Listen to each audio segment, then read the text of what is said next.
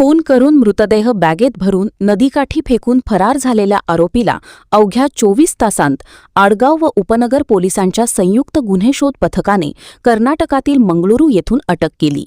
अनोळखी महिलेच्या मृतदेह प्रकरणाचा तपास सुरू असताना उपनगर पोलिसांना मिळालेल्या गोपनीय माहितीच्या आधारे मृत महिलेची ओळख सुनीता विश्वकर्मा अशी पटली.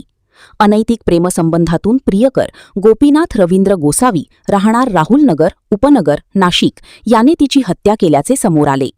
आडगाव व उपनगर पोलिसांच्या संयुक्त पथकाने तांत्रिक विश्लेषण आणि मानवी कौशल्याच्या आधारे कल्याण रत्नागिरी गोवा मार्गे आरोपीचा पाठलाग करत कर्नाटकातील मंगळुरू येथे त्याला ताब्यात घेतले.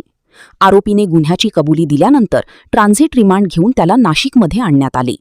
ही कारवाई पोलीस आयुक्त संदीप कर्णिक, पोलीस उपआयुक्त मोनिका राऊत आणि सहाय्यक पोलीस आयुक्त शेखर देशमुख यांच्या मार्गदर्शनाखाली वरिष्ठ पोलीस निरीक्षक संजय पिसे, उपनगर पोलीस ठाण्याचे वरिष्ठ पोलीस निरीक्षक जयंत शिरसाट तसेच आडगाव व उपनगर पोलीस ठाण्यांच्या गुन्हे शोध पथकाने संयुक्तपणे पार पाडली.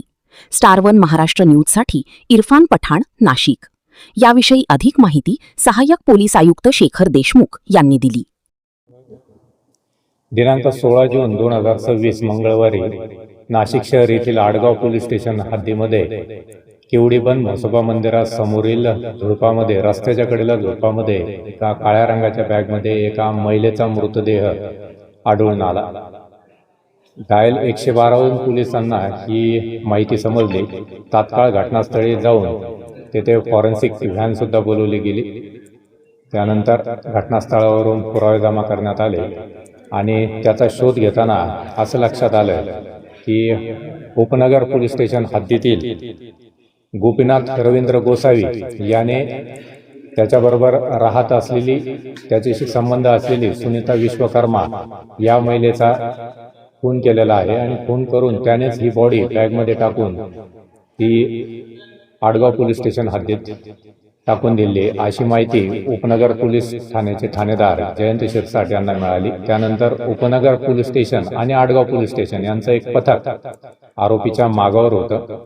आरोपीचा माग काढताना ते गोवा कर्नाटक इथपर्यंत गेले आणि मंगलोर येथून त्या आरोपीला ताब्यात घेतलं. त्याचं ट्रान्झिट रिमांड घेऊन त्याला आडगाव पोलीस स्टेशन येथे आणलं. आरोपीने त्याच्या गुन्ह्याची कबुली दिली आहे. अनैतिक संबंधावरून जी वादावादी झाली त्यातून आरोपीने शनिवारी 13 जूनला संध्याकाळी त्या महिलेचा खून केला आणि त्यानंतर 14 जूनला दुपारी ती बॉडी त्या काळ्या रंगाच्या बॅगमध्ये टाकून त्या रस्त्याच्या कडेला त्याने टाकून दिली आहे. आता त्याचा तपास चालू आहे. आरोपीचा पूर्वी एक विवाह झाला होता, परंतु त्यानंतर त्याची जी पहिली पत्नी आहे तिने दुसरा विवाह केला. ती दुसरीकडे राहते आणि सध्या सुद्धा आरोपी विवाहित आहे आणि तो त्याच्या पत्नीसह तिथे राहतो. आतापर्यंत ज्या इंट्रोगेशन मधून समजलंय की आरोपी आणि ही जी महिला होती दोघांनी मद्यपान केलं होतं. त्यानंतर त्यांची वादावादी होती आणि या महिलेचे अनैतिक संबंध होते आणि त्यातूनच त्यांच्यामध्ये वाद झाला. 14 तारखेला दुपारी आरोपीने ती सुटकेस त्या घटनास्थळी टाकली होती आणि आपल्याला 16 तारखेला सकाळी 10:30च्या आसपास ही बातमी मिळाली.